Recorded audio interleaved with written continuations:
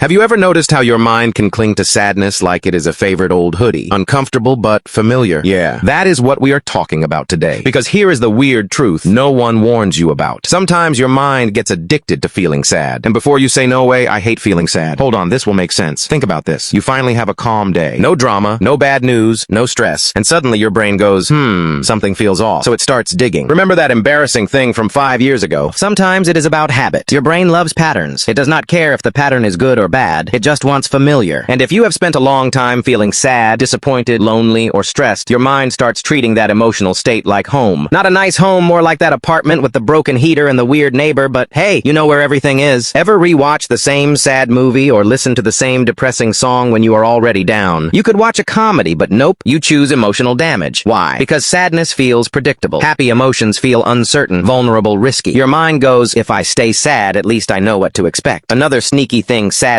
does is give you a story. When you are sad, your mind feels busy, meaningful, deep. You are thinking, processing, figuring life out. But let us be honest, half the time you are just replaying the same thoughts on loop like a broken playlist. Same worries, same regrets, same what-ifs. Your brain is not solving problems. It is doom scrolling internally. And here is the part people do not like hearing. Sadness can feel comfortable because it gives you an excuse to stop trying. When you are sad, you do not have to take risks, hope too much, or put yourself out there. Sadness says, stay here. Do not move. It is safer. And your mind goes, sounds good. But comfort is not the same as peace. Have you ever started feeling better and then suddenly felt guilty about it? Like, why am I laughing? I should not be laughing. Things are not perfect yet. That is the addiction talking. Your mind learned to associate sadness with seriousness, responsibility, and depth. While happiness feels suspicious, like you are forgetting something important. It is your brain saying, hey, do not get too happy. We might need to panic later. Thanks, brain. Now here is the good news. Just because your mind learned sadness does not mean it is stuck there. Addictions are not about weakness. They are about repetition. The mind repeats what it practices. So how do you start breaking the sadness habit? Not by forcing happiness. That never works. You cannot yell at your brain to be happy right now. Instead, you start noticing. Notice when your mind chooses sadness. Notice when it digs up old memories for no reason. Notice when calm feels uncomfortable. Awareness alone weakens the addiction. Then gently interrupt the pattern. When your brain starts spiraling, ask, is this useful or just familiar? Sometimes sadness feels deep, but it is actually just lazy thinking in disguise. And no, you do not have to be positive all the time. The goal is not constant happiness. It is emotional freedom, to feel sad without living there. Sadness is an emotion, not an identity.